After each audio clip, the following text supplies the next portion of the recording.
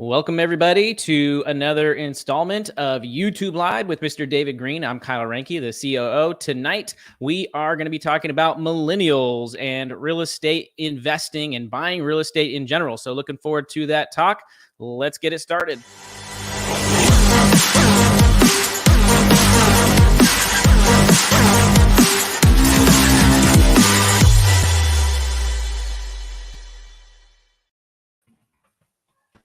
All right, we are live. Welcome, everybody, to another Friday YouTube Live. I am Kyle Ranke, the COO of the David Green team and the David Green Mastermind, here with Mr. David Green himself, not sporting the Warriors jersey tonight, but sporting a different sort of cool hoodie / zip up. And we have a special guest with us tonight, Mr. Diego Corzo. Diego, welcome to the YouTube Live. What is up, Kyle? Hi, David. Good to see you, my man.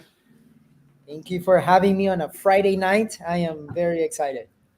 Cool, man. Well, we are excited to have you here and hanging out with us tonight. Tonight, we are going to be talking about millennials and real estate, right? I've been getting this question from a lot of people is, man, with the way prices have gone over the last couple of years, not to mention interest rates going up, it's just really hard for millennials to break into the market and actually invest in real estate. So why not bring in one of the best, if not the best person in the country who works and specializes with millennials, Mr. Diego Corzo.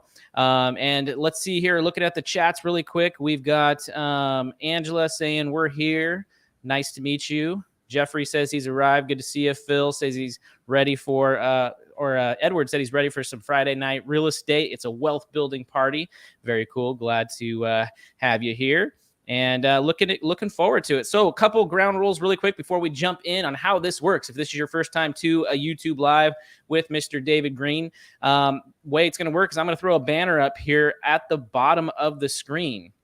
And if you have any questions pertaining to real estate and how real estate works, specifically for the topic tonight, which is talking about millennials and their ability to buy, you can text the number below, which is 833-777-0309, and come on live. Come in and chat with David and Diego and myself. If you've got some questions, you can ask the questions. If you want to push back, or if maybe you have a personal story that you want to share, this is a great opportunity to do so. So really looking forward to jumping in and getting it going. David, how are things in your world? What's going on with DGT and from the headquarters there? Today was a relatively peaceful day. They got the heater on in my office. So like Ricardo's got his whole one brokerage crew over here. And I'm wondering if this hoodie's going to make it through the night because it's getting so hot right now. But I got a little bit of work done on the book. I got through all the meetings I had, got my email ended, got some bids finalized from contractors of work that we need to start. Ate good so far, got in a little bit of exercise and prepared for today's thing. So overall, this has been a pretty good day. How about for you, Kyle? Good day. I think I did 7-8 interviews, back-to-back Zoom interviews for a variety of positions for the David Green team. By the way, if you're interested in joining the David Green team and feel like you would be a good asset, you can always go to davidgreen24.com/careers. But yeah, I think we had like 8 or 9 interviews back to back, just pretty much on Zoom all day long, and had some pretty good candidates. Really looking forward to it. I mean, there's a lot of people looking for jobs in real estate right now. I think I just saw an article come out earlier this week. Redfin laid off like 13% of their entire workforce. So people are looking for jobs. Absolutely. Diego, so glad to have you, man. Before we get into the nuts and bolts of this, we got some articles we're going to review about what's going on in the news, and Kyle has that. Can you tell us a little bit about your story, how you got into real estate, how you and I met each other? Just for anyone that hasn't heard about you, give us a framework with which they can understand the information that's going to be coming their way. Yeah, so a little bit about me. So I'm a real estate investor and a realtor here in Austin, Texas. But I am what Congress calls a dreamer and a DACA recipient, which means that I am undocumented. I was born in Lima, Peru. I came here when I was 9. Just long story short, at 15, I found out what it really meant to be undocumented because I couldn't get a driver's license. That was the first obstacle I faced. At age 18, by the time I graduated, 30 in my class in high school, found out I couldn't qualify for student loans or financial aid. At age 19, found out I couldn't legally work in the United States because I didn't have a work permit. So at 19, can drive, can work, can get student loans, but I didn't give up. Found a way to create my own company. From that, pay off college. Rich Dad Poor Dad when I was 21. Moved to Austin, Texas after college. Was finally able to work and drive at the age of 22. Started house hacking at the age of 24. Financially free by the age of 26. But it all came about despite all the obstacles, the challenges, and everything. I just decided that I wanted to live below my means and start investing in real estate through one of the best ways as a millennial, which is why this topic I'm excited about because as a millennial or Gen Z, we can definitely buy properties no matter what our age is because of the different types of loans that are out there. So I did that. I bought my first property, started house hacking, repeated that process. Now I own around 61 doors all over the United States, some Airbnb, multifamily, and here in Austin. And yeah, so that's what I do. The cool part though is that I haven't done it by myself. I got to be part of a mastermind group. I was in a room of 12 millionaires when my net worth was 35,000. And they became my mentors, the guys in Go Abundance, which is where I met Mr. David Green. And since then, David has been one of my mentors. The Go Abundance crew has been my mentors, and I became a millionaire at age 29.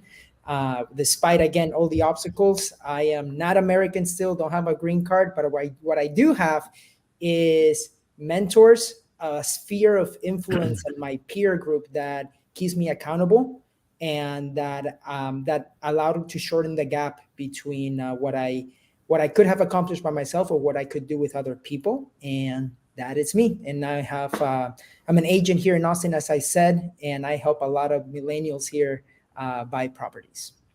You may not have your green card, but you have your seeing green card because you're good with me. Exactly. Seeing green all day, every day. Yeah. Diego is a man everybody that I know trusts. I think what I love about your story, Diego, is the obstacles that you have faced. I've never, ever, ever heard you once make the victim claim about this. It's not fair. Poor me. Why does this have to happen? I mean, obviously coming here when you were 9 years old, building basically your life in America when you were a citizen of Peru, in a sense, is not fair. That's very, very difficult to have someone say, like, you don't get to do all the same things that the other Americans get. But it depends on what your definition of fairness is. In another sense, that is fair because that's the way that the laws are written. Like, life isn't fair and it's very hard. What is amazing about your story, though, what makes you a special human, is that while you have every right to make yourself a victim and complain about how it's not fair, you don't. You just see it as an obstacle and you say, how am I going to get around it? And I think that attitude is why you're not just an agent, you're a top producing agent. Diego sells a lot of houses and he's incredibly good at doing it. He also runs his FI investors group. He also is a master at helping people to house hack. He also became a millionaire before he was 30. Many people that have the advantages of American citizenship did not do that. And that's because they see obstacles as excuses to not move forward, whereas Diego sees obstacles as something to be overcome. And then when he hits other obstacles in life, like the obstacle every real estate agent hits, it's freaking hard to sell houses. I mean, wouldn't you agree this is a difficult profession to be good at, Diego? It is. Yeah. Right now, it's definitely a lot harder than it was a year ago. Even when it was easy, most agents weren't doing anything. It's always hard. It's just different kind of hard, right? But exactly. You've overcome those obstacles because you're not afraid of obstacles. You guys haven't heard the story of how when Diego wanted to join Go Abundance, he showed up at an event that he wasn't invited to and just was like, well, I'm here, so let's just kind of see where this goes. And he met all these guys that were already millionaires and he realized this is who I want to be around. And he convinced them to let him hang out, but there wasn't enough seats in the car when they were going to another event. So Diego offered to just get in the trunk and they put him in the trunk mafia style and drove to whatever the next event was. And he did not care. This isn't fair. How come I have to do that? How come they don't have to get in the trunk? Because I don't care. I'm happy to get in the trunk. And you just tell yourself, so at least it's a carpeted trunk. It could be worse. Right? There's always something that could be worse. And he endeared himself to these men. In fact, the first thing that I ever heard about Diego Corzo came from Dave Osborne's mouth as he was talking. And Dave is kind of probably the wealthiest person within GoBundance. His net worth is well over $100 million at this point. And he was telling me about this guy, Diego, and what he said. I can't remember the exact context, but it was basically, yeah, and I got this guy, Diego Corzo, over here that's such an incredible individual. I'm trying to figure out if I have to give him a job. And I was like, what would you give him a job? He's like, no. I mean, I have to find a job and make it to give it to him, because he's that incredible of a person. That was the first thing I ever heard said about Diego. And he is not disappointed. I mean, I'm sure he's not a perfect person, but there's not a bad thing that's ever said about this guy. He has a wonderful perspective, and I'm excited that we get to hear it tonight. So thank you for joining us, man. I appreciate it. For sure. And what's crazy is that at the end of this month, I'm finally, like, of course, we've always tried to figure out a way to work together, and I am one of his agents here in Austin. So I help him buy some rental properties, some new builds, and so forth. But we're finally going to do a goal setting event at the end of this month through Zoom, and it's going to be the first time that we get to work collaborate together. So full circle to that story. 8 years later, we're finally making it happen, and I'm excited. Awesome. Kyle, is this your first? No, you've met Diego before, because he's spoken to the mastermind, right? Oh yeah, he's been with the mastermind a few times. So I've known Diego for a couple of years now. Never met in person though. Yeah, that's true. Yep. If you guys want more information about the mastermind, I've got a website. You can check it out there. We're having a new website made right now, but this is where it's at. GoBundance is a mastermind. That's how Diego became a millionaire, because he was in the right mastermind. He runs a mastermind. I'll let you talk about that a little bit, about FI investors and what that is. And then I've got mine as well. So we'll throw that up there. And then Kyle, if you want, we can get to today's articles and talk about what's going on in the news and if millennials should even consider investing in the market we're in today. Yeah, I love it. Absolutely. And like a couple things along those lines. So first of all, if you guys are getting value out of this, don't forget to hit that like button. Also hit that subscribe button.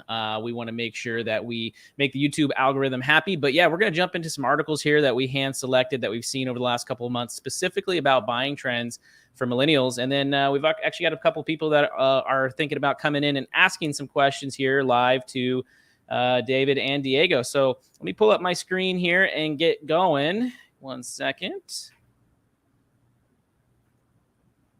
Here we go. All right, so let's go to the first article here that we have. Let me take down this banner so you guys can see the entire article.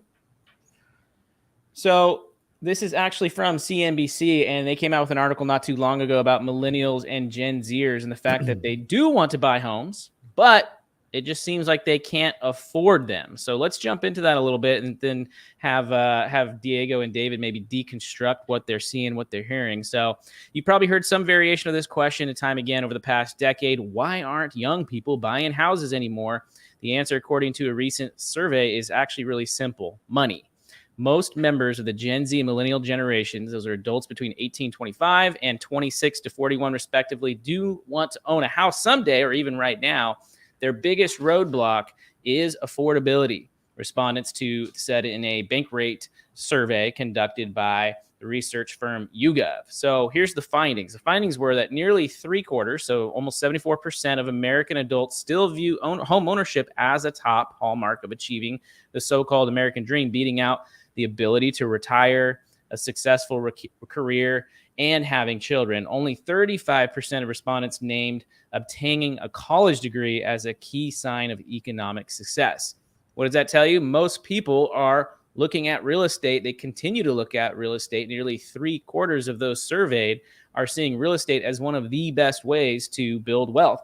Specifically among millennials, 65% identified home ownership as a top sign of success. That number fell to 59% for Gen Zers, still a large figure, and neck and neck with the generation's top choice of having a successful career. So that being said, my first question to you, Diego, is this something that's kind of you're seeing still, especially in the current market and what you're seeing in Texas with the millennials and the younger buyers out there? One can say it can be a little bit, but really, like, for example, by the end of today or tomorrow, I am going to be having a home go under contract that's going to get bought by a millennial. Mm-hmm. And it's because they're house hacking, right? Okay. So I feel like a lot of people may not have the right education on how to buy them, because you can still buy a home with 3% down, 5% down. And even the builders now, we just went through a crazy time where you may have needed a lot of money to pay over asking and all this other stuff. Mhm. But right now, as we're speaking in November, builders are literally buying down your rate and reducing their prices by, here in Austin, by like 20, 30, Yep. 50,000, 80,000, just so that they can close by the end of the year. Wow. So I feel like there is still opportunity to be buying homes. It's not, I feel like they just don't know how they can afford it, right? Because you might say, well, they cannot buy a home, so they're going to be renting, and rent is going up. So I feel like if rent goes up and they're living in a 1-1 apartment, they're going to rent with their buddies and move to a house that the rent is still going to be high. But they might as well be able to, one of them, buy a home, which is exactly what my clients are doing right now. One of them is buying a home, and those roommates are going to be moving into from that other house to this house. And it does create a level of more affordability, and still be able to reduce the amount of money that they're spending on their living expenses. Yeah, absolutely. Now, when you talk about the fact that, hey, there's a lack of education, what needs to be done in terms of helping, especially younger home buyers out there, understand that, hey, it actually is more affordable than you think, and if it's not, we can help create a track for you to get there. Yeah, I feel like there needs to be, like, especially right now with all of this like opportunity for like Instagram and Facebook and whatever, like just having more ads out there, that if somebody's looking to buy a home and they are more millennials or Gen Z, I Mhm. feel like if they just knew that they could buy a home with owner occupant loans, because in one of the articles it says like people still think that you need 20% down, and that is not true, right? Yeah. You can buy a home with even USDA zero money down, VA zero money down. So I feel like they just need to have the right education, and by that's just reading the right articles, people having the right ads, that if somebody goes on Zillow, freaking write up an ad to say, hey, you can buy a home with less than 5% down. And having that education, by, I would say, if somebody wants to buy a house, they need to talk to more people. It's as simple as that. The right people that can give them that education, or listen to Bigger Pockets and everything, right? From that perspective. That's a really good point. And David, what are you seeing from your perspective, especially all the questions that you probably get from first time home buyers, younger, millennials looking to get into the real estate market? What's your thought process on, sort of the mindset for somebody who's getting started? Well, first off, contrary to the comments on YouTube, I'm not falling asleep and I'm not asleep. I was deep in thought thinking about how I was going to answer this question and following Diego's very good insight there. Second off, with the older, or maybe I should say the wiser, because some people get older and don't actually get wiser, and some people start off wise.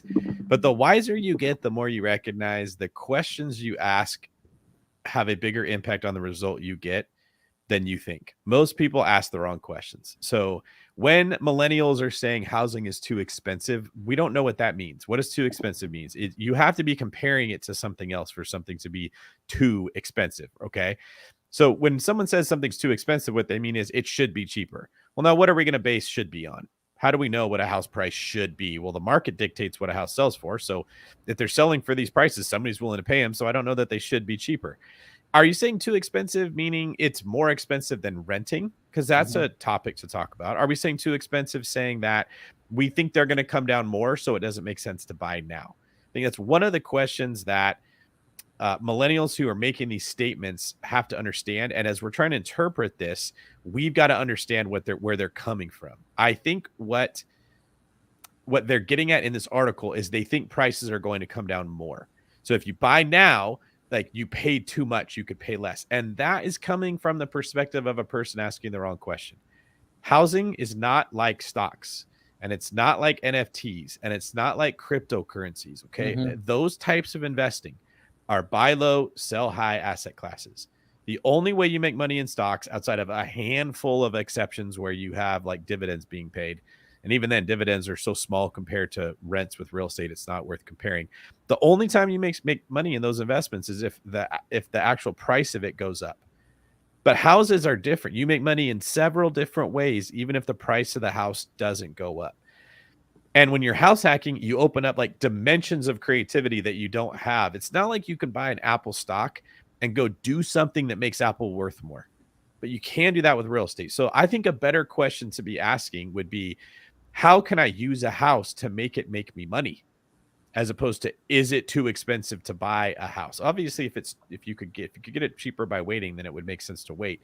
That just rarely ever actually works out. What will make it cheaper is if rates go up even more. So it probably won't be cheaper. It'll probably be a little bit more expensive of a mortgage, even though the price of the house was less. So when you're buying a house, what are you buying? Well, one thing you're buying is an interest rate.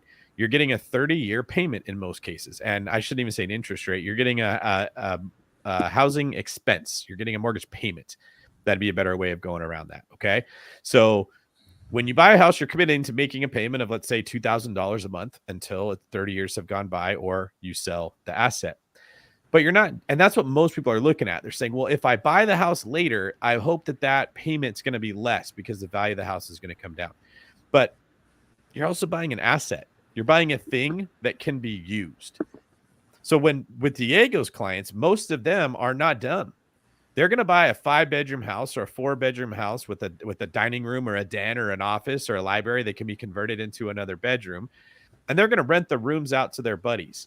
And that mortgage of $2,500 or $3,000, whatever it is, maybe every room rents for $700 and they rent out 4 rooms for $2,800. So their house is free, or they make a little bit of money, or it's close to being free. Whereas their rent would have been $2,000.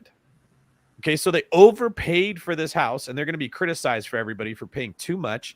And now they live for free or close to free when all their buddies are waiting for the market to go down, spending $2,000, $2,500 a month, whatever they're paying on their rent every single month. That's the first. It's how you see you're asking the wrong question, because you're not looking at how much does the house cost me. You're just looking at how much does the house cost.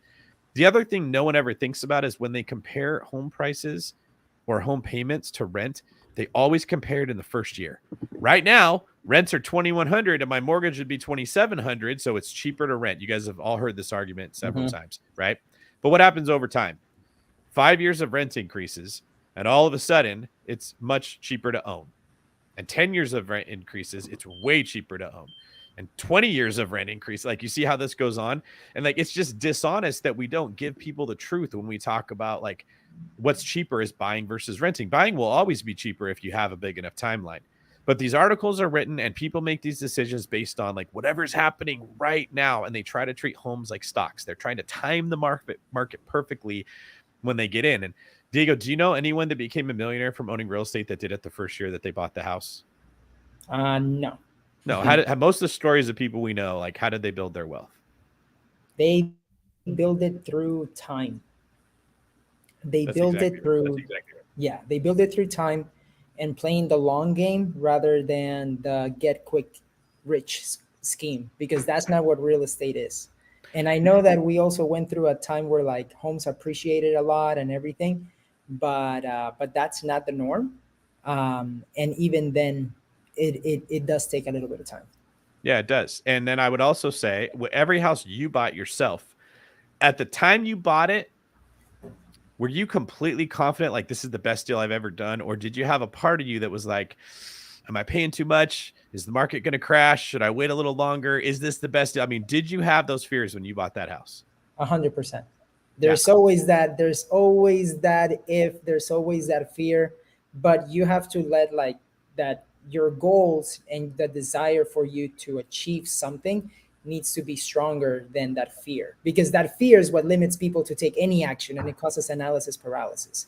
And I'm a big believer, David, that the reason why people don't take action too is because they want to hit a home run on their first freaking deal or their second deal. And I'm a big believer that you just need to get to first base. And what happens is it turns into home runs. You don't realize it, but the house you bought 5 years ago is a home run by today's standards. That's so right. And I'm bringing this up because even today, when I buy properties, I always wonder, did I pay too much? Should I have waited? Is the market going to go down? And then when things go wrong, I go, oh, I screwed up, but there's not a house I own. that I bought a couple years ago that I'm not super glad that I bought them. Like, I don't know a human being ever at any time when they bought their house that didn't think they were overpaying. Just think about that. When our parents bought houses, when our grandparents bought houses, when our aunts, our uncles, our cousins, everyone that came before us, when they bought their home, investment property or not, everyone thought that they were overpaying. Unless they were getting like, you know, they were paying 50% of ARV or something like that. The only time people did not think they were overpaying was in 2010 when everyone was saying don't buy real estate.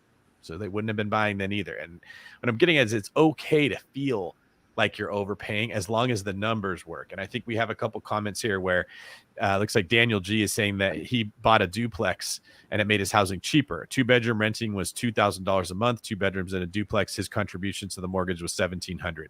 So he's paying less than he would have been if he rented, and he owns a house that's going to appreciate in value, and his renters are paying his mortgage off. And every year, the rent he collects is going to go up from where it is. So that $1,700 is going to decrease. And every year, the rent he would have been paying someone else, that $2,000, that's going up. So it would have been $2,000, $2,100, $2,250. Like, your rent will go up. And in this case, his contribution is actually going down. So you're winning twice when you house hack, plus you own the asset, which is why we have Diego in here to talk about this, because this is a strategy that doesn't freaking matter what the market's doing. It does not matter if you're in an up or a down. In fact, house hacking is better in a slow market, because in a hot market, it's super hard to just get the house under contract. You're competing with everybody. You want to go ahead and comment on that, Diego, and then you, Kyle? Yeah, I feel like exactly what you said, it's 100% true, because for the past couple of years, and this is what I'm talking about in Austin, where in Austin, if you didn't have 50 or 100,000 to put over asking, it was super hard to make it happen. Now, in where we were able to help a lot of those millennials to house hack and everything was with the new builds, because with the new builds, there was some flexibility. Some made it so that only owner occupants could buy. But with the regular residential resale market, there was super, super crazy competition. But now, as the market has slowed down, there is more opportunity. Like right now, for example, I submitted the offer for this client for a townhome that could have been sold for probably like $450 last year. And then now it went on the market at 380. Then they adjusted, it went like for 400, they adjusted it at 380. We're hopefully going to put it on the market for 365. And that would not have happened 8 months ago. That would have been listed for 425 and sold for like 475, right? Which meant that it needed to be somebody that had extra cash to waive appraise, like waive everything. So with that said, I feel like there's a lot more opportunity for people to buy now because there's less competition. Thank you for that. I want to add on to that. So like one of the things you don't really hear a lot of people talking about right now is the fact that within the last 2 years, because of COVID and just the craziness of the housing market, the prices of homes were just astronomically high, bidding wars. One of the things you're not hearing about is a lot of those people who bought during that time, they now have buyer's remorse, right? Because they had to pay so much above list for that property. They maybe went in too quickly. They may have waived their inspection contingency. They may have gone to just try to buy as quickly as they could, and they didn't do the due diligence on the neighborhoods of where they actually wanted to end up. And so the cool thing about buyers now is not only do you have the opportunity to find more deals, but you kind of have a longer timeline to be able to find those homes, and you have less chance of ending up with buyer's remorse too. So you can actually take the time to analyze that deal and work closely with your agent to make sure that it is a good deal for you. So you're not going to feel that pressure to make a quick, impulsive decision. Yeah. Very nice. What are your thoughts on the article, Kyle? Are you seeing the same thing in your business? Yeah, I'm seeing a ton of the same thing. Actually, I wanted to jump back into the article and share a couple of these items right here. So a couple of the reasons why people are saying, hey, it feels like it's too expensive, especially the first-time home buyers, millennials, they're citing insufficient income, high home prices, and not being able to afford a down payment or closing costs as most of the common barriers to becoming a homeowner. High and rising home prices can contribute to the feelings of not having enough income or savings accumulated to buy a house. And you talk about your pillars, David, right? What you've come up with, the idea of offense, defense, and then invest. And a lot of investors or would-be investors, millennials who are just hoping to start investing, they focus on the investing part, but they don't focus on the offense. How can I get my income up? How can I get a side hustle to earn more? And then they sort of forget about the defensive side of it too, right? I better cut my debt. I better get rid of some credit cards. I better, stop getting DoorDash every single day. I better start tracking. I better start focusing on my budget. So that's something else too that I've noticed with a lot of, especially right now with a lot of millennials that have come in, and especially that we're working with. They need to focus on like those fundamentals of wealth building, right? Which is get your expenses down, get your income up as high as you can, and put yourself in a financial position to better succeed. Mm-hmm. Regarding the statement that I think he's saying here, high and rising home prices can contribute to the feelings of not having enough income or savings accumulated to buy a house. Okay. That may be true. When prices go up, people feel like they can't afford it. But just to give you some context here, like Diego said, you can use an FHA loan to buy a house. If you're using an FHA loan and prices go up by $100,000, you need another $3,500 to put down. Mm-hmm. That is not a massive obstacle to overcome. And most places, prices have not risen by $100,000 in the last year. And they've actually come down a little bit. So the amount of money that you have to put down on a house is less than what it would have been when interest rates were lower and prices were higher. So it may be true that millennials feel like that, but that's not the reality based on the numbers. Yeah, and then he goes on to say the housing market's caught fire over the past 2 years. Rising demand has sent home prices soaring at a record rate, up 34% since the start of COVID. Market has recently shown some signs of cooling, but home ownership remains an increasingly difficult goal for younger Americans, due primarily to, number one, the heavy student loan debt. If there's one thing that you're going to take away from tonight's talk, if you are considering taking on student loan debt for a specific degree, make sure you think about it really, really, really hard. If you're pulling out $100,000 student loan for a philosophy degree, you might want to think twice about that, right? Because that's a lot of money that you're going to have to pay back with a degree that may not get you, and no offense to anybody that has a philosophy degree, but it may be something that you need to think about, right? So be very wary, very cautious about taking out student loan debt. Do what David did. Look for other ways to supplement your income as a college student, right? And go to junior college for 2 years, right? Pay out of pocket. Look for scholarships. There's other ways that you could succeed as somebody who's going into get their degree, and you don't necessarily need to take out tons of student loan debt. Exactly. You can do what I did too when I was in college, because I couldn't technically work, so I had to get creative. I would sell the study guides for the exam. So I would have, if the teachers tell you, hey, if you know these answers, because it happened in one of them, I remember that the teacher said, if you know the answers to these 20 questions, you will get an A. So I did that for exam number 1. I got an A. I set the curve. For exam number 2, the teacher said the same thing. And then I sent a mass email to everybody. There were 200 students in that class. And I was like, guys, I was the one who set the curve last time. I'll sell you the study guide for $5. And I made $200 exam number 2 and $300 because I raised the price, supply and demand.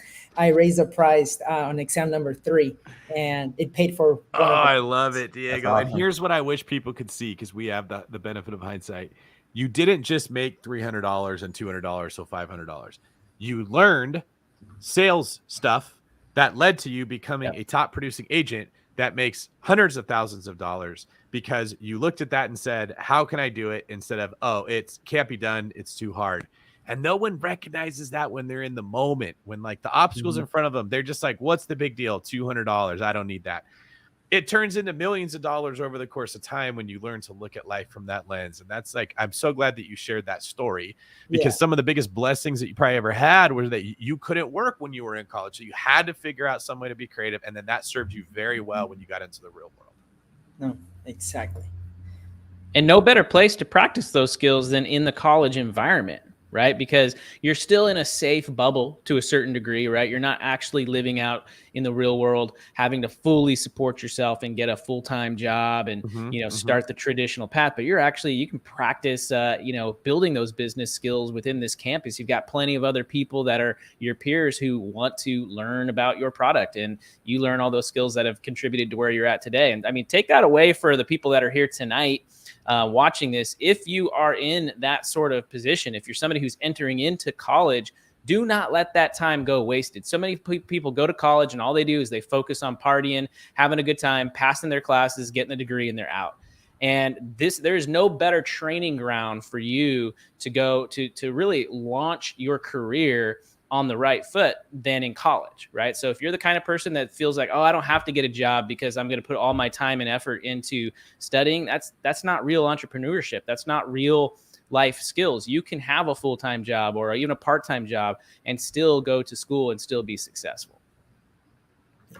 100%. We got a question here from McKenna, who's going to come on live. She actually is a Gen Zer herself and looking to get into real estate and start with her first property. So we're going to talk a little bit about kind of the path or the steps that she needs to lay out to get there. So McKenna, welcome to David Green YouTube Live. Hi, you guys. So like you said, I'm a 22-year-old Gen Zer. I'm looking for my first property. I actually was inspired by the Bigger Pockets podcast. I live in Northwest Arkansas, so it's a college city, and I'm looking to house hack. I plan to buy around June of 2023. I've considered maybe doing like a rent by room for students since that's very popular up here. And I'm going to self-manage to start out with. So a few of my questions are, when do I start like seriously looking at properties and analyzing like those deals? That's my first one. Go ahead, Diego. What do you think?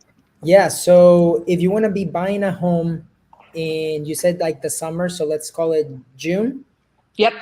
Okay. I'm going to like the realtor answer, right? Would be to start looking at deals, start shopping around and everything sometime in April or May, so that you can close in June, because it usually takes around 30 to 45 days to close on a home. So I would say it might take you 2 to 3 weeks maybe to find a couple of homes.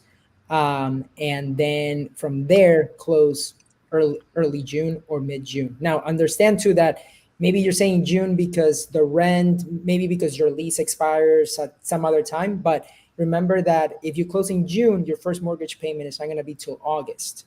So you have all of July as well. So sometimes when I share this with people, they're like, oh, I didn't know that. Then I can close sooner, start finding roommates sooner and stuff like that. So. Okay.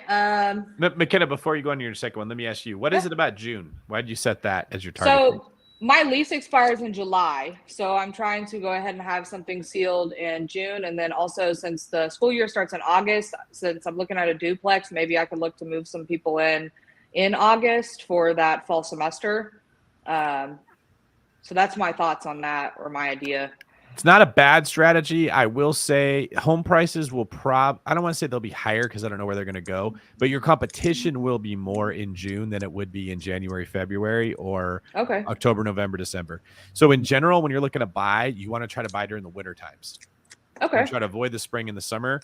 And it usually leads to higher prices during those times, but that's just a function of other buyers. The more buyers you're competing with, the more competition you have for the very best assets, whether that's price, condition, location, whatever it is. So if you can, I would prefer to see you get pre-approved earlier and start looking in like January, February, March type of a thing.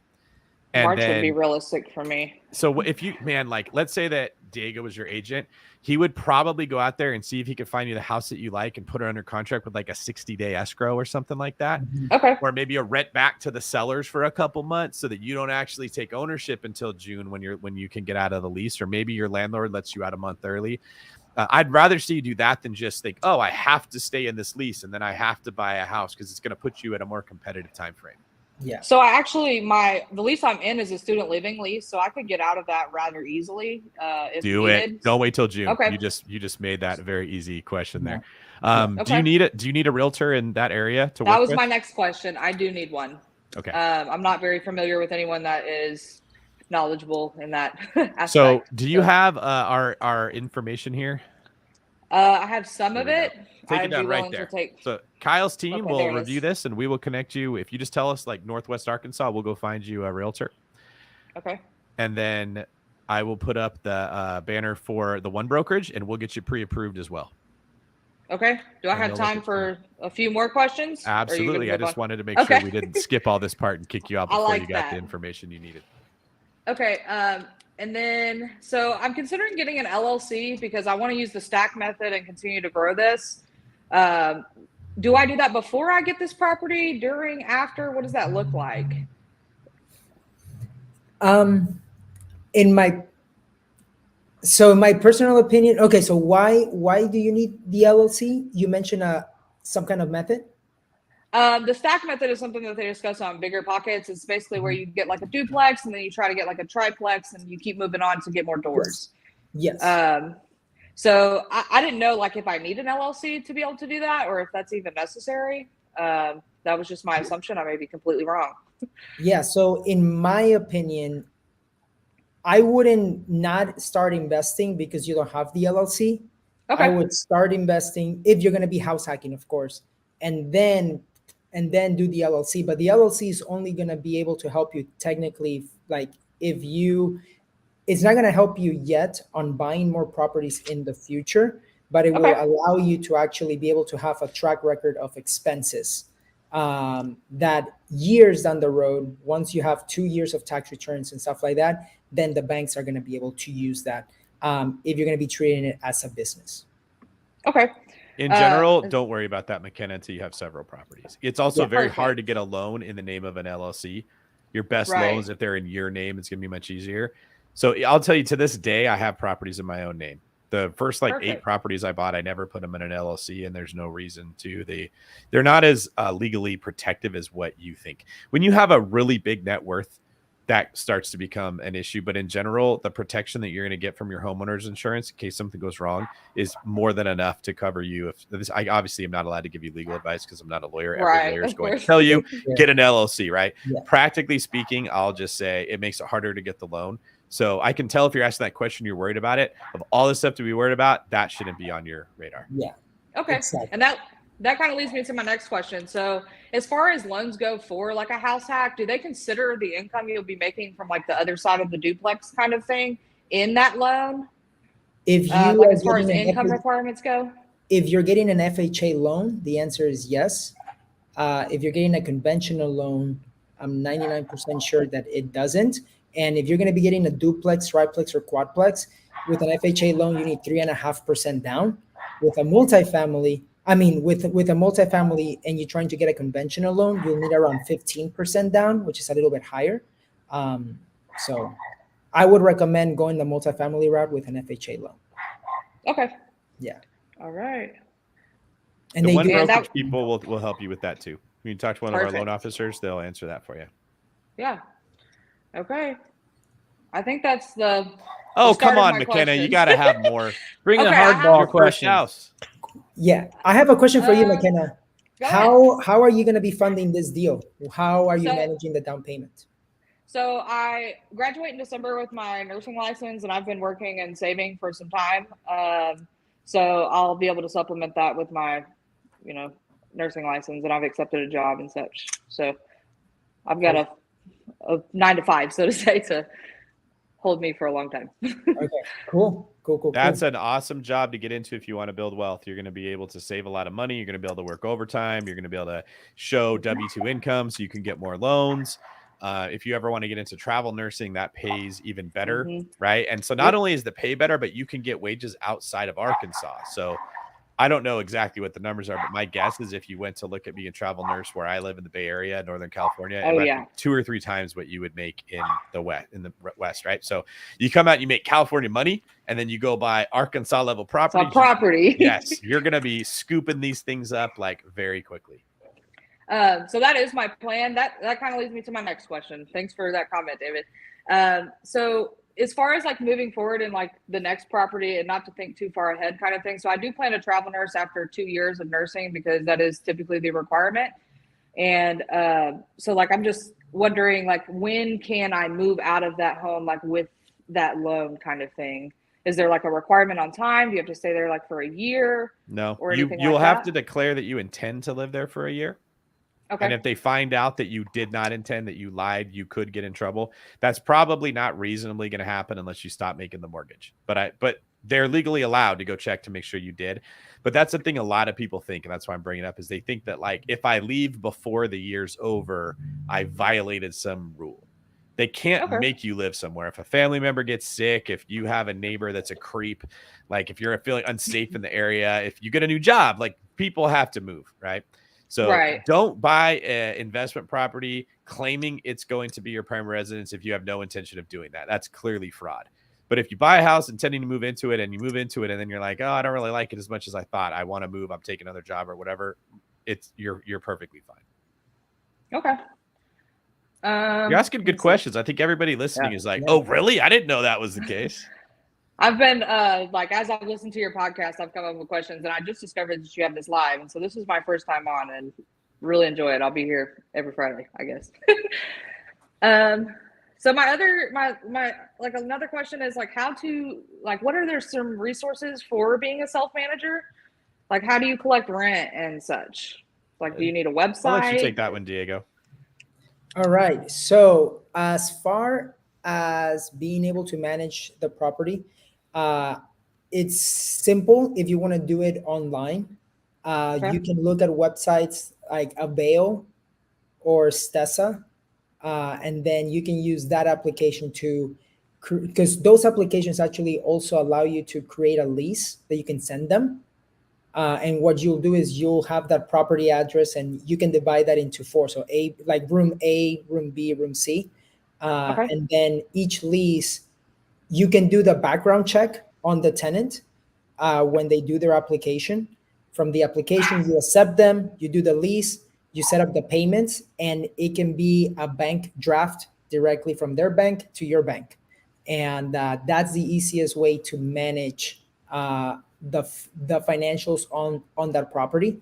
The other thing for you, I would say, when you're using an investor-friendly realtor, they are also going to be able to have some resources for you. So I would recommend that you ask them, who's your HVAC guy, who's your plumber, who's your go-to contractor in the area, and put them on the fridge. Write down their name, email, phone number, put it on the fridge so that if anything happens, you can call them. The most important part is having the right team in place, and your investor-friendly realtor should be able to have that for you. Okay. And so this is another question. How do I come up with like what I should be charging for rent? The average rent here is $1,200 in the Fayetteville area, but I just don't know, like, how do I determine this is what I'm going to charge? All right. So if you're renting by the room, what I would recommend is you can go to Craigslist.com, and you're literally going to go to real estate, rooms, and shared. And in the shared, you're going to be able to look at the map area. That map area, you'll be able to see where you want to buy the house, and then be able to see what the competition is. So if most of the homes are renting by the room for like $700, then you know it's going to be around $700. If they're $1,500, then it'll be around there. That's what I do. Yep. Okay. And if it's not by the room, you can go to biggerpockets.com. They have a rent estimator tool. Are you a pro member by chance, McKenna? I am not. I'm planning to join next year so I can have the whole year. When you do, put my name in and it should give you a 10% discount. Everybody here, if you buy a book or if you become a pro member, if you put in David, it should give you a discount. And I was going to go somewhere with this. Oh, you also get access to Rent Ready, which is another property management software tool if you didn't like the ones that Diego mentioned. So Rent Ready is something where your tenants use the same platform that you're using. So they send their money in through Rent Ready and you collect it through Rent Ready. And that's the one that like comes with the pro membership. I don't know a lot about property management software because I don't manage any of my own stuff. I let a property manager do it. If you're going to be a nurse, I would recommend you use a property manager for this stuff because the money you're going to save on management is not as much as you could make if you put that same time towards working. That makes sense. Have you ever heard my story of Kyle and I trying to take out the demon bush from hell in the backyard of one of my properties? No, I've not heard that. So I was cheap, and Kyle would tell you I was the cheapest dude anybody would ever know. Okay, so anytime I had to spend money on anything, it just hurt. I hated it. All right. So I had a bush in my backyard that I wanted to take out, and I didn't want to pay someone to do it. So I had Kyle borrow a tool called a come along from one of his friends, which is this. You guys know what a come along is? You probably know if you're in No, it Arkansas. You never sounds heard of bad that? already. Yeah. It's like how do you describe this, Kyle? It's like a pulley system where you like take this thing and you tie part of it to a tree or a base, and then it's got a winch that connects to whatever you're gonna try to take out. And you turn a lever and it tightens the connection piece and it should pull it out. Well, I bent that thing in half. This bush didn't give, right? So now I'm pissed. I feel like I'm in a fight with a bush and I don't want to lose. So I go and I get a rope and a big thick rope out of our garage, and I get my dad's Ford F-250 and I take out a fence board so I can run it from the front yard into the bush. I tie it around there. I start to pull, the rope snaps. Now I'm like, oh, this is a fight. Like, we're actually going at it. So I go back and I get a chain out of the garage, and it snaps the freaking chain. So now I'm like, well, I can't back down. I'm not going to lose to a bush. So I go to Home Depot and I buy the biggest chain that they possibly have. And I put that to the bush. And I get into like, boom, the chain freaking snaps in half, the biggest, fattest chain. And it actually whips back so hard, it almost hit the back windshield of my dad's truck and broke it. Like, it was like a millimeter that it missed it by, which would have added hundreds of more dollars to me trying to save money on this thing. So now I'm invested this deep. I will not lose to this bush. So I go and I get like a shovel and I try to dig the bush out, and the roots are too thick. So I get an axe from my neighbor and I go chopping at the roots of the bush, and I hit a pipe, and now water starts coming up out of the ground. Okay. So I'm desperately trying to figure out, how do you turn off the water to the house? Cause I'm thinking I hit like a sprinkler pipe and it's pressurized. So I got to call my neighbor who let me borrow the axe. He works for PG&E and he's helping me figure out like where the water main is. I go to his garage to get a tool to turn off the water from the front of the house. And it doesn't stop. And it does this all night and day. Okay. It turned out I hit a pipe from the pool to the filter system. So it didn't stop until the water in the pool had gone all the way down to the point. Yes, like halfway down. Okay. Horrible. I ended up going to Home Depot and hiring one of the people that stand outside like $175, and they had the bush out in like 2 hours. Okay. Like, I lost an entire day plus all the money of everything I bought because my pride got involved. And when I looked back, I was like, I could have just worked like a day of overtime and made $800. I lost so much money trying to do this myself because I thought I was cheap, right? And it was like, I'm stubborn, so it took more than just that. But that was one of the areas of my life where I realized that Kyle came out there to help me. He's wasted his whole day as we're trying to get this thing out. Don't do that crap, man. Just like let the professionals do what the professionals do, and you focus on being a nurse and getting every form of accreditation you can. Like, every hospital has a different system where you'll get bonuses if you can be accredited in certain things, or you work, certain shifts versus others. Learn how to maximize that and put your hours in, and on your days off, really make them count. Don't be one of those people that takes a day off and does nothing. Like, focus on your relationships when you have time off. That's when you see your family and your friends, and you make those moments meaningful. And then when you're not doing that, you're working. And let the people that are good at taking out bushes take out bushes. Take the bushes. Okay. Thank you, Ash, for what you're saying. She's calling me the bush slayer, which is actually nice for my wounded ego. Yeah, I got slayed by that bush. Like, that dragon absolutely destroyed me and almost flooded my entire house. I feel like that's an analogy for life too. Like, what bush in your life are you trying to remove that maybe, somebody else should be helping you remove? That's you can throw that on the bottom of your Seeing Green t-shirts. Yeah. Seeing green bushes. Yeah. Awesome. All right. Any other questions for us, McKenna? Not right now. Thank you guys so much. All right. Good luck to you. We hope we see you again. Anytime. Thanks, McKenna. Diego, you look like you have something to say. Go for it. Yeah, really quick. The reason why I asked her how she was going to be able to fund the property was because for millennials and Gen Z, for anybody really, but the idea is that people need to remember, or some people don't know, right, that you can get a gift from a parent or a family member of up to $14,000, like tax-free, to be able to buy a home. So people can co-sign, they can give them a gift. It can be a cousin, a brother, whatever. And people can also borrow from their 401k to be able to, if it's their first property, they can borrow from their 401k to be able to buy their first home. So they're borrowing from themselves from their 401k, but at the end of the day, especially if it's going to be like a house hack or whatever, it will create a great opportunity to get started now rather than later, because they don't have the funds. They can borrow that money. That's it. That's an obstacle. Just look for a way to overcome it. That may be the book that you write, Diego. Overcoming obstacles. That is probably in the works soon. That's going to be in the works in 2023. That's for sure. Nice. Well, we could get back to these articles, but to be honest, we got a couple other people with some, and millennials specifically, with some questions, not only related to their current state of what they're working on, but also related to some of the things we're talking about tonight. I mean, this is a really good conversation we're having so far. We're going to bring in our friend Kevin here next. And to give you a little bit of background on Kevin, he says he's a millennial. He's a serial house hacker, Diego. He's actually looking for his third house hack right now. So he's a little bit further ahead than McKenna.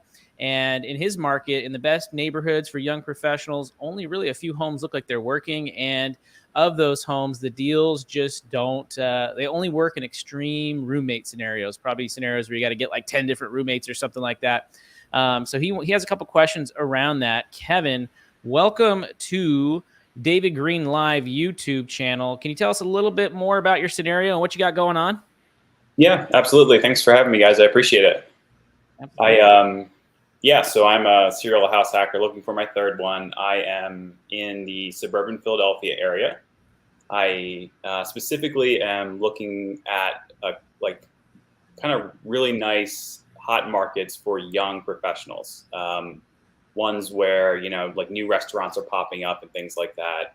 I've had some success so far renting out rooms. I have right now I have 4 roommates.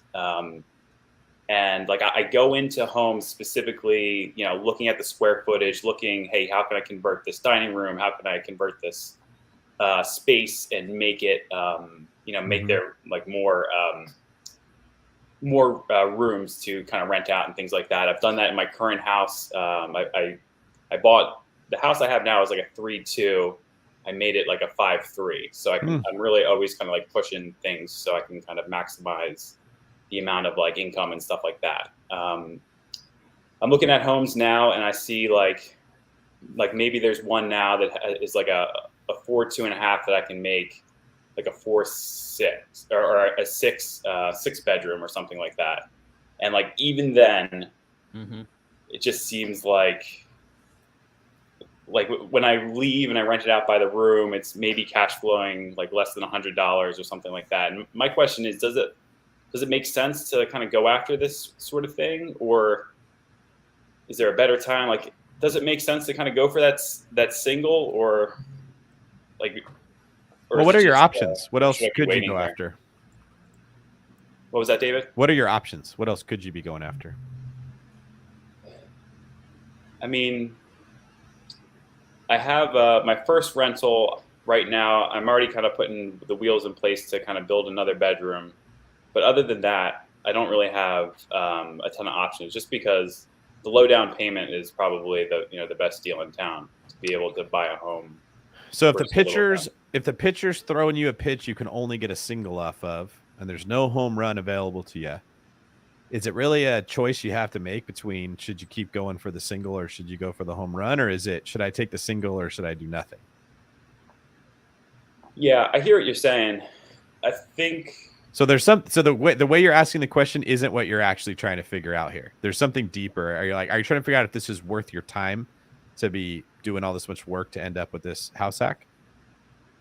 Yeah, I think the underlying thing is that I guess there's risk with going into a home that's not ready to go to begin with, getting a contractor to upgrade it to, a 6 bedroom or 7 bedroom or something like that.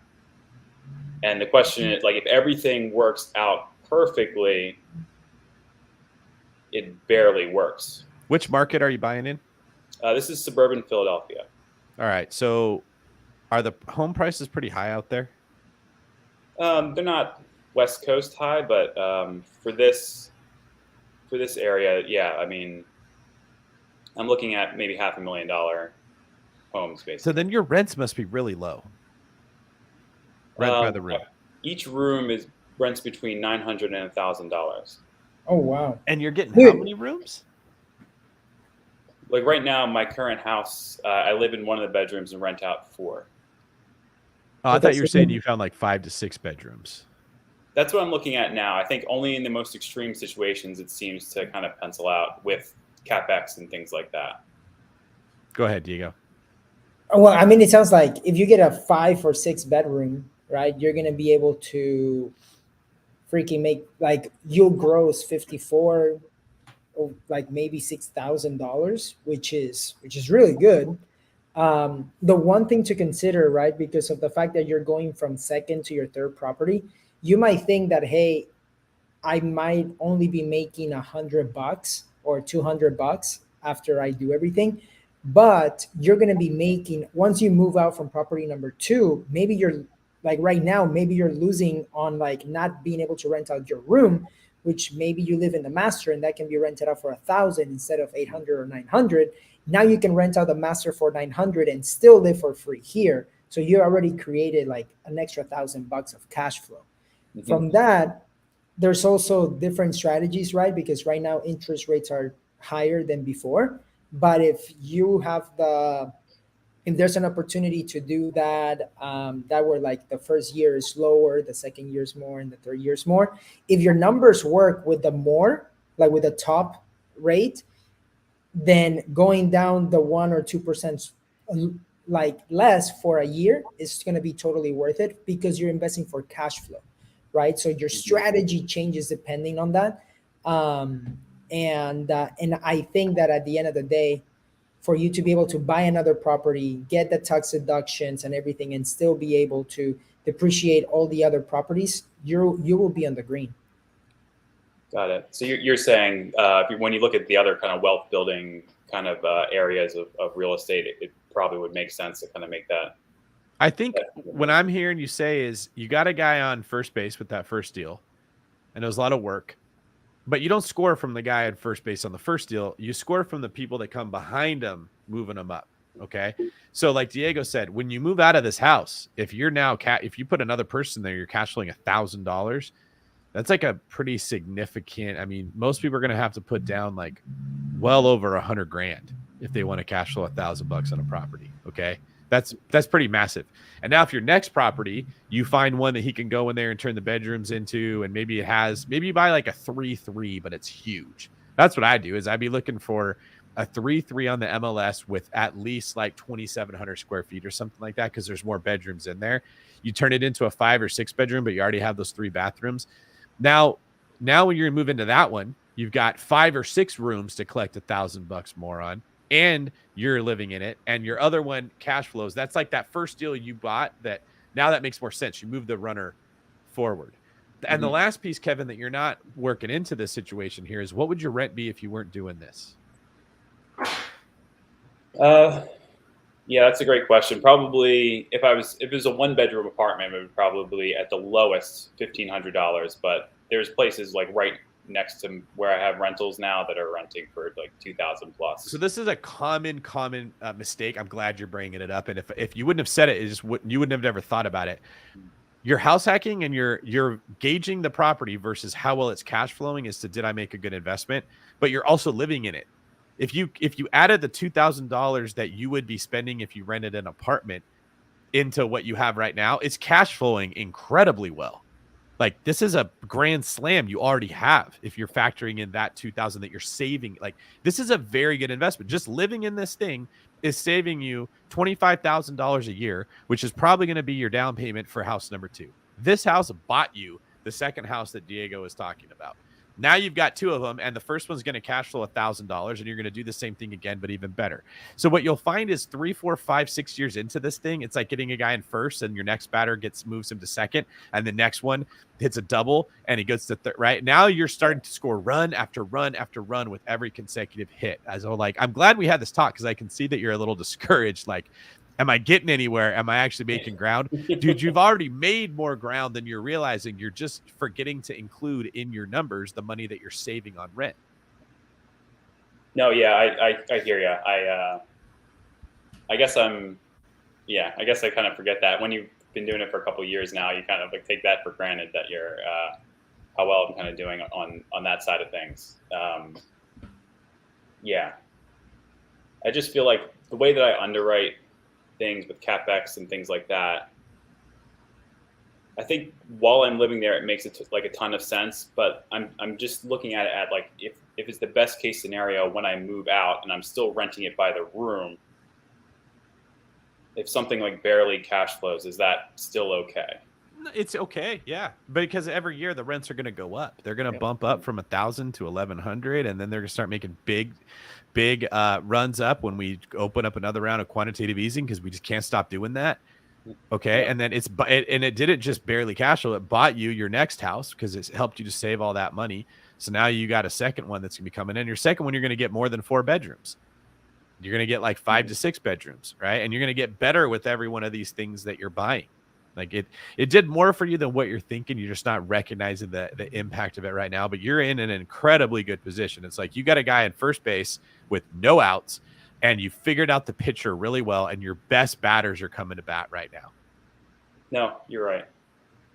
And like things are kind of just starting to snowball for me. I think you're absolutely right. As dude, I think there's a reason you're here tonight. Like, I think you're probably getting some thoughts in your head that are coming from bad places, like some form of attack, and it's causing you to be a little discouraged. But like, you're on the precipice of some really, really big moves. You're in an area that you know very well. I can tell. I was thinking you were going to tell me they rent for $400 or $500 a room when you told me it was barely cash flowing, but I didn't realize you were living in one of them. Right? That's a big reason why. If they're at $1,000, I saw Diego's eyes was like, oh wow, this is actually a really good position to be in if you're getting $1,000 a room and you're staying in one of them. Yeah, I think so. I listen to the podcast like every day when I'm jogging and stuff like that. So I hear kind of your mentality, but I also listen to other people, and I think your mentality is, hit singles. Like, don't try. If there's something, if they're giving you, the pitch, hit that single, get on base, keep moving. But then I have like some other people that I consider sort of like digital mentors, people that I follow that say like, this is a time for only great deals. Don't do good deals, only do great deals. Brother, how much are you putting down on these properties? Not much at all. 5%, 3.5%. Let's run some numbers. Yeah. So what's an average house? 500 grand? Yeah. Okay, you're putting $25,000 down. When you move out of it, what's your cash flow going to be? The way that I have it underwritten for this house, it'll be $400 cash flow. When you move out, right? Yeah. Okay, so 400 times 12 is 4,800 divided by the 25,000 you put down. You're sitting on a 19.2% ROI in year one, and it's only going to get better. How many opportunities can you go out there and get a 19% return on your money? How many of these digital nomad people you're talking about are getting a 19% return on an appreciating asset that has the upside of rates going down that you can refinance, and rents could be going up all the time? Mm-hmm. Plus the money that you didn't have to spend living somewhere else for rent, right? Like that becomes like freaking crazy. Yeah, if we included that into these numbers, then that 19% is probably going to jump to like 45% return or something. Exactly. And here's the thing too: when everybody on social media is saying, "Hey, you need to get a home run" or whatever, most people are comparing numbers at putting 20% down on an investment property, right? Mm-hmm. And you have to think that when the people that you're listening to, you need to listen to people that are house hacking, not just buying rentals for like the long term or whatever, right? So the people that you listen to is super important because they might have the best intention and everything, but you're not investing in the same deals that they are. No, so keep that in mind. Yeah, that's an amazing point. The guy that I'm thinking of, he doesn't do house hacking specifically. He's more of a traditional investor type person. He looks at, what's the cash on cash return. He looks at, what's a good deal, what's an average deal, and always do something that's a great deal. That's sort of his approach to things. But when you're putting so low money down and you're saving on rent and things like that, I think house hacking is a different sort of formula. And Kevin, people don't talk about this enough. It's why I always talk about it. There's people that might go get a 19% return on something in Indiana or the Midwest that 10 years later is worth about $14 more than it's worth right now. Okay. You're getting a 19% return. That's only the cash on cash return, and it gets better every year because rents go up. You're also going to have an asset that as soon as we come out of this little recession we're into is going to be increasing in value. Significantly more than some $40,000 house in Toledo, Ohio, or Gary, Indiana, or something like that, right? So this person that's saying only buy the best deals, your deals are probably better than theirs if you're looking at it from an ROI perspective. Okay. And you don't have it's not like you're sitting on $1 million and you got all these options to weigh, right? Like you're making this happen like the Oakland A's. You got a tiny little budget here. You're trying to put together a playoff team on a very little budget. You're right. And you're making big moves. Like there's something going on in your head that's causing you to doubt yourself, and you shouldn't be, because you should actually be feeling yourself right now. You should be like, I'm doing good when everybody else is struggling. No, I appreciate that. No, you're absolutely right. It's not like, there's not like there's a ton of options here when you're looking at things that, you're putting down 3.5%, 5%, something like that. No, you're right. Yeah. And you're doing it in the area where the Fresh Prince of Bel-Air had to leave. Yeah, I'm northwest of Philadelphia. In Northwest Philadelphia, born and raised. Yeah. All right. Thanks, Kevin. I appreciate you guys. Thank you so much. Thanks, Kevin. Yeah, Diego, what are your thoughts on that? Do you see the same sort of thought process from a lot of people that come in to work with you to go find house hacking properties in terms of trying to figure out, should I be looking at cash on cash returns? Should I be looking at ROI versus like, hey, just go get something that works, go get something that, is going to end up saving you money, and you can keep that asset and, get the experience of working with tenants in sort of an easy process. What do you see in terms of the mindset for investors that come through? Yeah, especially in the beginning, what I like to educate them is to see the big picture of everything, especially if it's their first one, right? Because just like you mentioned, they're going to get the benefit of starting to build wealth and passive income and learning right away, to see even if they want to get started investing in real estate. Because if worst comes to worst, kick off the roommates, hey, at least I tried, or sell the property, whatever, right? But at the end of the day, this is a great way for them to start getting their feet wet on on the property management, if they do like the real estate, and how they can create some systems so that when they get property number 2 or property number 3, that they're solid. It also allows people to create their real estate team, as I mentioned earlier, of the contractors, investor-friendly realtor, lender, roofer. You'd rather be learning that on $25,000 down payments than $250,000 down payments, making those mistakes at these high, what's the word I'm looking for here? Like high consequence situations. Exactly. Spit and fire, Diego. There's some wisdom in that. That's one of the things I just noticed. Like the people that want to rush the process don't understand that when you start something new, it's literally impossible to know what's going to go wrong. You can only anticipate when you know what you don't know, you're in somewhat of a safe place, right? But when you don't know what you don't know, you cannot anticipate what's going to go wrong, and you cannot prevent mistakes. Yep. And so when you're new, you don't know what you don't know. You got to start really slow, and you shouldn't be ramping it up until you're like, all right, I understand what I don't know, and I can mitigate the risk. Exactly. By the way, if you guys are getting value out of this tonight, again, please hit that like button, hit that subscribe button if you haven't done so already. Make sure you hit the notification bell as well if you want to be notified of these YouTube lives. We do them every Friday night at 5 p.m. Pacific. We would love for you guys to do that. And I love hearing everything that we are seeing here in the chats as well. Lots of really good conversation and good stuff going on here tonight. And by the way, we've got a little bit more time. If you have a question, if you're a millennial, if you know a millennial that's looking to get into the market, make sure text us down below and come on and hang out and chat with us. One thing I wanted to share, I want to go back to one of the articles really quick that was pretty interesting.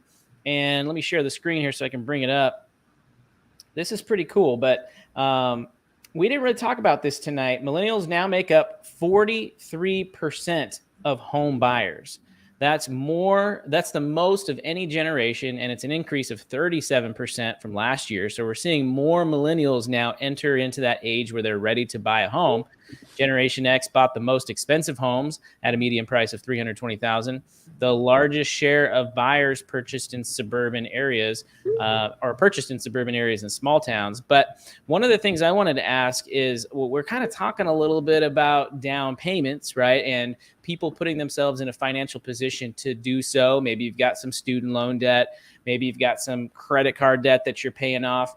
But I wanted to ask you, David and Diego, first. One of the things that I read in this article specifically is that millennials are, some of them to get started are borrowing or getting a gift fund from parents to kind of get their foot in the door with the first home.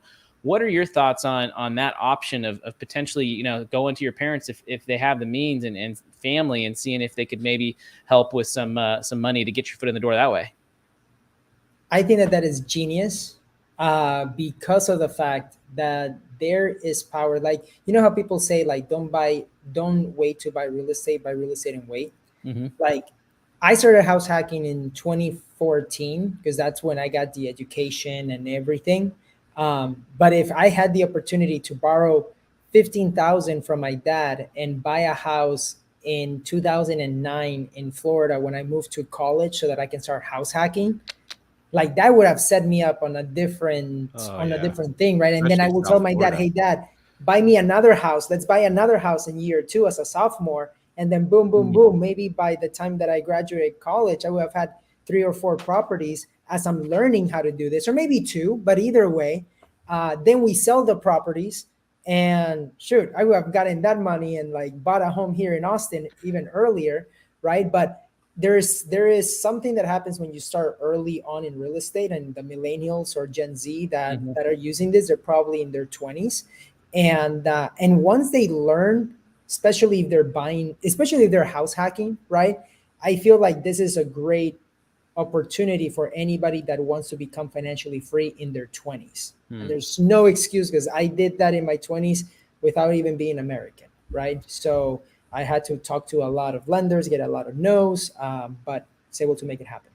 So, go ahead, David. The only thing I was going to add is I like the idea. I also think you could make it even cooler if you told your parents, hey, you're going to let me borrow the money for this house. I'm going to buy it. But instead of paying you back, what if I give you 20% of equity in the property? Because most parents don't need cash flow, right? The money is probably sitting in a 401k or savings account getting nothing. So like, they can get nothing in the bank, or they can get nothing with you, and they get to help you. So parents they get an emotional paycheck out of it. But you give them 20% of the equity in the deal, and then you refinance it later or you sell it or something, and they just made a way bigger return on their money than they ever would have on their own. And you get to feel really good knowing that you made money through real estate. They get to feel good knowing they helped you, and you get to feel good knowing that you made them some cash. So I'm a big fan of that. If your parents are going to let you have the money, take it. If they're a little hesitant, say, what if I give you some equity in the deal? And it's a way that you can sort of make sure both parties win. And like you said, Diego, like, when's the best time to buy a house? 30 years ago. When's the next best time to buy a house? It's like right now. Now, don't buy the wrong house, of course, but if you're buying a house that's going to cash flow, you're going to be covered. And most of the time, if your parents are letting you borrow money, don't do this if they're broke, but they probably have enough in reserves that they can float you in case you make some of those newbie mistakes. So you have this built-in safety net. I'd love to see more of that going on in our country, with parents sort of helping their kids buy their house and at the same time getting introduced to real estate as a passive investor in their kids' deal. Yeah, that's really good. And I think like one of the best things somebody in that scenario can do is show, if you're in your 20s, right, you probably don't have a ton of money yet, and that's okay. But show your family, show your parents that you have the ability to manage even the small amount of wealth that you do, that you're not just out there spending it on a bunch of crap. Because I can tell you, when I was younger and in my 20s, I actually was pretty good with managing money. I just took on a ton of student loan debt, but I was kind of known in my family, and I'm sure, David, you were known in your family as like the wise money person. Like, I think I was like 24, 25 when I was added on to be an executor of an estate for one of my family members in case they passed away, right? And so your family will know who you are by the fruits of how you manage that money, even if it's a small amount. I think, isn't there a Bible verse too that says, he who can be trusted with a little can also be trusted with a lot. much. Yeah. So keep that in mind too. If you're going to borrow money from your parents and you've got a great idea to give them equity, you also got to show them a little bit of action steps and on the outside that you've done what you need to do in order to be a good money manager. That's how everybody is. We tend to look at what someone did. Like a lot of why I trust Diego as a person is I've seen the other things that he's done in his life.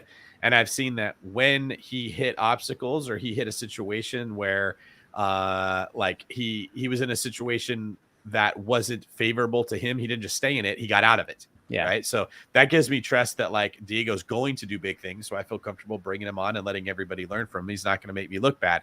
This is how life works. And I say it all the time. If you suck where you're at, you're not going to love real estate. You're going to just suck at real estate. It's not a magic pill to get you out of sucking. Right. So like and someone was in the comments, they're actually making a really good question. Like, how do you keep buying when you're out of money?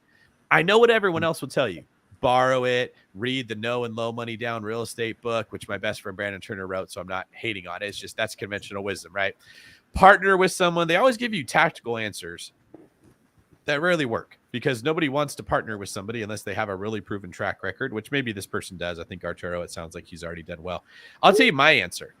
Let that be the carrot that makes you make more money.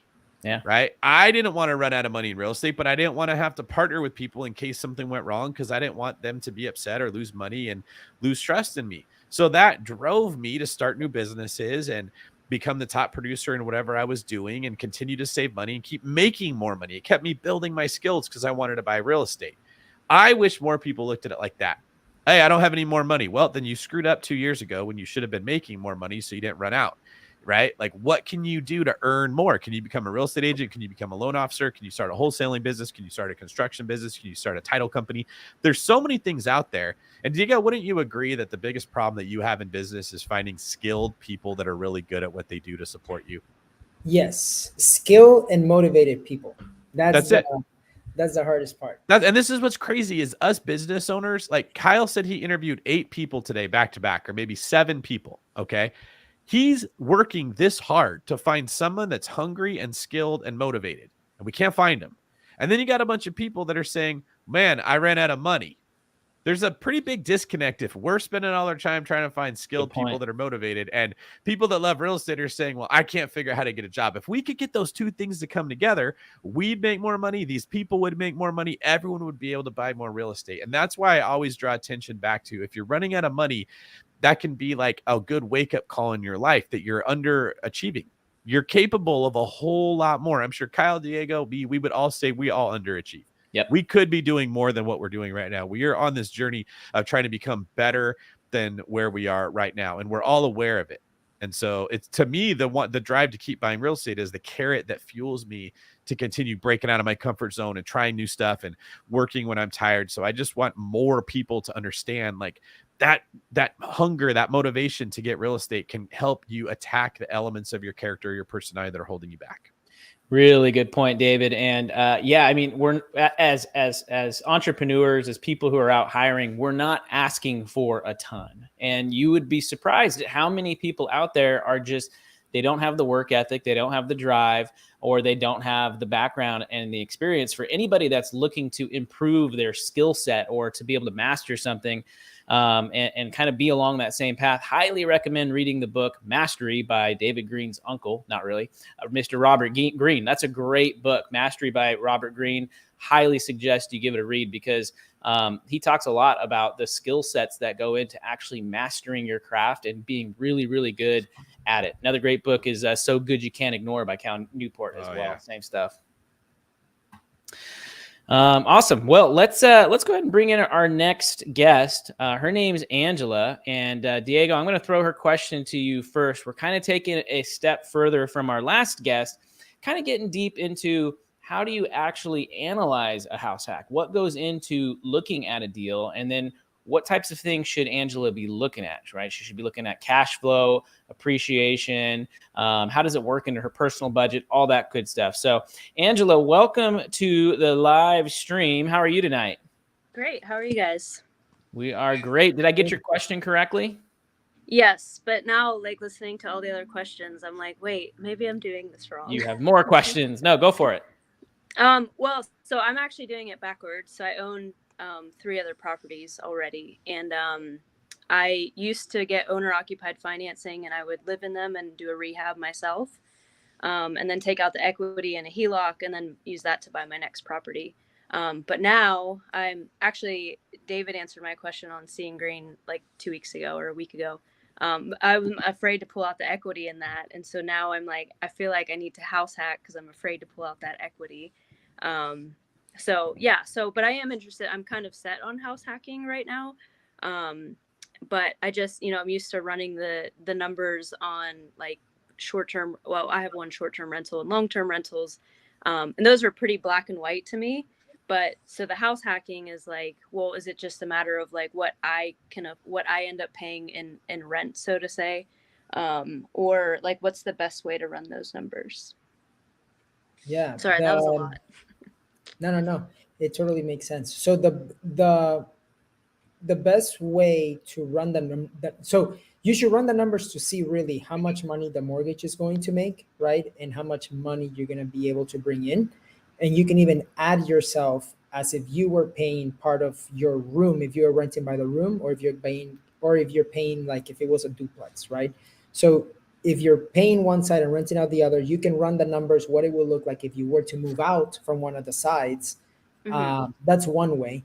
The other way is going to be to see if a home makes sense for you. You would have to see how much money you will save by living in the house with roommates or in that multifamily than just paying rent somewhere else, right? Because you might say, well, I'm going to be paying $300 out of my own pocket to live in this house. Does that make sense? Well, if the regular rent on a 1-bedroom apartment is $1,200 in your area, then you're actually saving technically like $900 a month, right? And you need to consider that too in your numbers to make sure that this is going to be a good deal. And that's why house hacking works so well, because it reduces the amount that people will pay for their living expenses. Yeah, for sure. Okay. I was hoping there's like a black and white, like, you want, your rent that you're paying to be like a certain percentage or whatever. But I guess that part is probably like pretty personal to my situation, I'm assuming. Well, the one other thing I would say would be that you want to make sure that if you were like if you're renting by the room, you want to make sure that if worst case scenario you didn't want to live with roommates anymore and you move out, that you put a family there, that you're not going to be on the red, right? That you're still on the green. You're still seeing green from that perspective. So, For sure. Nice job. so that's how I would run those numbers. Okay, great. Yeah, Angela, there's something you're holding back on me here.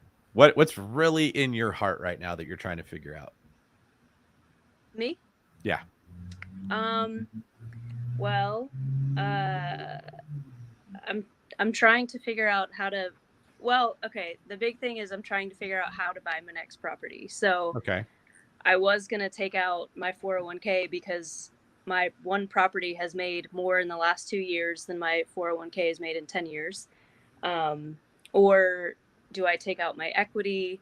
Do I house hack? But then you're talking about the mastery thing. I'm actually really good at doing light rehabs on my own and creating a lot of forced appreciation.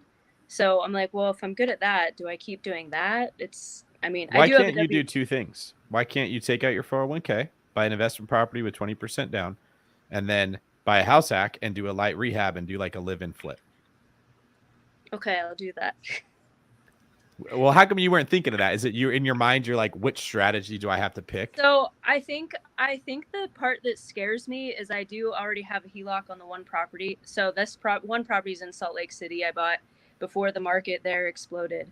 So I have a lot of equity, and it's $30,000. It's almost maxed out, and that number, for whatever reason, just scares me. I'm like, I don't have issues making the payments. I cash flow a lot on both of my long-term rentals, but that debt just kind of scares me. And so I think it makes like, oh, if I could take out $100,000, that extra HELOC, that extra debt just makes me nervous. Is that what we talked about when I answered your question before? Is just that relationship you have with that and the fear you don't like it? Yeah, you're saying to see it as capital instead of the debt or the Yeah, equity, and the capital I instead of probably the didn't equity. say this before, but I just want to encourage you. You're not alone in that feeling, and I notice it especially with like the married couples I know. This is not there's no rule, but like in general, the men are like, yeah, let's just go buy it and take out debt and like get every property we can. And we could, brag to our friends that we have 14 doors and I want as much as I can. And their wives are like, I don't like the thought of that at all. I want to pay them all off and own nothing. Right. Like there's definitely a relationship to that where I think in general, women feel the risk more and men see the upside more, even though both are true. Right. Which is kind of like the magical thing about relationships is each gender tends to see what the other one's missing. Right. So you're not crazy for having this, like, I don't want to take on debt. I don't want to have it. I don't like having debt. It makes real estate not fun because I'm always worried about it. Right. Yeah. And so I guess the encouragement I'm going to give you is just to ride that tension. It's not going to go away. And it's there for a reason. It makes you analyze everything you're looking at carefully because you don't want to get lazy. You don't want to just go buy the world and trust everything's going to be fine. Okay. But you do got to make peace with the fact it's not going to go away. It's probably always going to be a little freaking grain of sand in your eyeball. It's not going to stop your eyeball from working, but it's just going to bug you until you get to the point that do you have a partner in this? Are you married? No. And so that's kind of the other part is like, I don't have anybody supporting me. I'm doing this completely on my own. So if I like lose my ass, I can't I don't have somebody supporting me or, another income to fall back on. So like I'm living with my parents right now till I move. So, I'm kind of house hacking, but yeah, so I don't have that fallback. I make an okay income, but it's not like, not doctor type salary. So, so there's that fear as well. I don't think if I was in your position, I wouldn't feel a whole lot of pressure to buy a bunch of real estate right now. It sounds like because you have these skills where you can fix up a property, there's nothing wrong with doing a house hack, fixing it up while you live in it. If something comes along that you love, yeah, buy it. But if you don't love it, like keep that money in your 401k as a safety net. And every time that fear kicks in and it's like, but you owe 30 grand, that's okay. I have 100 grand over here. Shut the hell up. I'm going to do okay. Like, because that's not going to go away. You're going to have that fear nonstop. And all of us have the same thing. I tend to not have it over debt. I tend to have the fear of a person taking advantage of me, right? I tend to have the fear that I'm going to teach a Kyle how to be a badass realtor. And he's like, okay, thanks, David. I'm going to go start my own Kyle Ranky team and leave the David, not Kyle specifically, right? But like we all have fears that show up in different ways. Dago, any that you're comfortable sharing here of just things that you're like, I always worry that something's going to happen? Yeah, I mean, no matter what, because you never know what can happen that are things that are outside your control. You just have to be okay with that and continue to take action no matter what, right? And but is there a thing in business, Diego, that you just are always like, oh, like, you have a fear that you're not going to get a client next month, or do you have a fear that something's going to go wrong in one of your properties, or the market's going to turn on you, or have you just faced so many obstacles that you don't have fear anymore? No, I think that there's definitely still fear, right? There's that fear of shit, like with my immigration status, right? Like the DACA program has been in limbo for the last freaking 6 years, and we're still fighting. Like I'm gonna be in DC next week to meet with congressmen and everything, and there's always that fear of what if it's taken away, but I cannot rely or like live in that fear, because if not, I will have that analysis paralysis, and that basically allows me to will put me in a position where I'm not happy, and that limitation, it's somewhere that I do not want to live in. Like that limitation of being unsecure of what can happen, or that fear. I feel like the courage, right, is acting in spite of fear. And Tony Robbins calls it like you have to dance with that fear. And that's what I meant by ride the tension. That's a good way to put it. Dance with fear. Yeah, exactly. And at the end of the day, you just have to do it to make it happen, because that is what, like, there's a lot of people in your shoes that have that same fear potentially, right? But you're the one that has the right connections. You are the one that has that desire to not be on the comfortable spot and act in spite of fear. There's a positivity that you can take from this too, Angela. So have you ever heard the story in the Bible of the person that was riding the donkey that they kept saying, I want you to go this way. The donkey kept fighting and going the other way. Have you heard that story before? I have not. So No. the story is basically that there was an angel that was sent to stop the person from going the wrong path, and they were going to kill them. And the donkey could see the angel, but the rider couldn't. Okay, and so the donkey was like, I'm not going that way because it's going to kill my rider. And the rider couldn't see the danger. And they're beating on the donkey. You stupid thing. Why won't you go the other way? Right. And eventually the donkey talks. That's like where I think we get this stereotype of like donkeys being stubborn animals type of a thing. And it's like, it tells them, were I to listen to you, we'd be dead right now. Okay. Oftentimes our fear is like that donkey. We want to get rid of it. Like, why doesn't it listen to me? But I bet you if we took away Diego's fear of being deported or having to go to like Lima, Peru, or wherever he's going to go and start a new life, he would lose the drive to do everything he's doing here. Okay, that fear, though it's unpleasant, is probably subconsciously driving him to run his real estate team and sell more houses and buy more real estate and get involved with this. And he's like, if I may not be in America forever. So if I can, I want to get every freaking thing I can, because if they send me back to Peru, it'll suck, but I'm going to live like a king over there because of the money that I have coming, right? So like if you took away the fear, he might not be the Diego that we love. And I don't know your story good enough to tell you, Angela, but my guess would be if that fear was removed and you were comfortable, you might not want to be investing in real estate at all. You might not be doing a lot of the stuff that makes you, that makes you beneficial to your friends and family and the people that know you. And that's why I'm saying you kind of have to make some kind of peace with it. You may never like it, but you got to be able to dance with it. Yeah, for sure. Yeah. And part of it is that like, I'm doing this on my own. So I'm like, I'm going to support myself and I'm going to be successful at it no matter what. And I think that's probably kind of where it comes from. Mm-hmm. But so I told my parents I'd only be here till January because I have a new short-term rental. I have to wait for it to show up on my tax return. So that was January. So they're kind of like, they're great, but they're like, we don't want you to live here forever type of thing. So I am looking in, the next few months. And so, but now again, kind of going back to the mastery thing, I'm like, do I just buy a multi? I don't know. I'm all over the place. Sorry. But, yeah. So, but it sounds like a house hack duplex type situation, and live in flip seems like what I'm kind of feeling is the best option. You've got a lot of options. And Angela, if you had to move out and something went wrong, you could just rent a room from another person for very cheap. Like the worst case scenario is not that bad. I mean, they're not going to kick me out, but like it's my sanity also. So, but yeah, that's super helpful. Yeah, and it's a lot of ego and a lot of fear. So, yeah, that's really helpful. So I appreciate it. Thank you for being honest about it. Yeah, of course. Thanks for doing this. This is great. Appreciate you coming on. Thanks, Angela. Thanks. Awesome. Well, as we wrap it up here for the evening, Diego, man, we just appreciate you coming out here and sharing your knowledge and expertise, especially with house hacking and just your great story, man. All the stuff that you've done. You really are a great guy and just a very skilled investor and agent and business owner. So it's been awesome to have you here.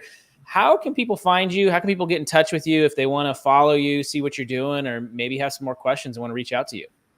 Yeah, number one, thank you very much for having me here, because it's great to answer questions and it makes me really excited to be able to help other people too.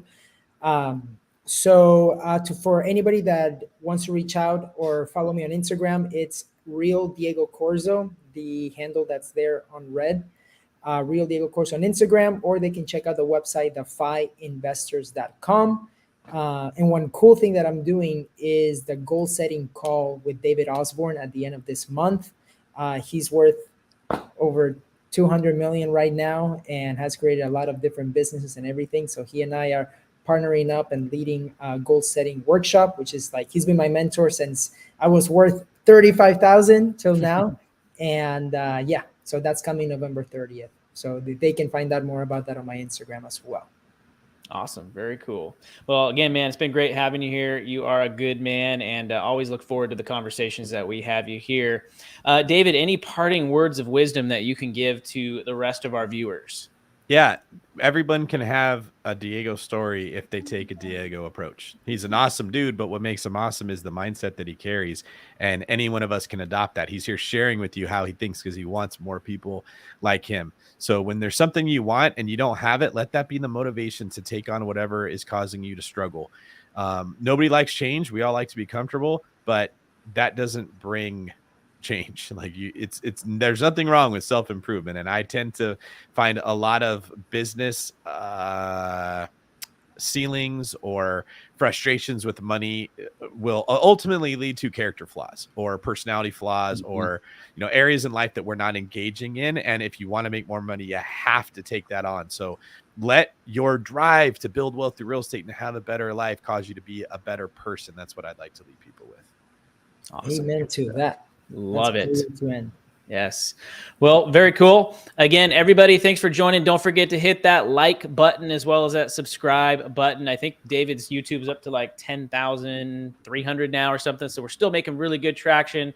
And yeah, leave your comments down below. If you're watching this later, we definitely want to hear from you and hear from you about different topics, things that you'd like to see, different types of guests that you would like to have come on. So that being said, on behalf of Diego Corzo and Mr. David Green, we hope you guys all have a great weekend, and we will see you here next Friday at 5 p.m. Pacific. See ya. Thank you, guys. Take care.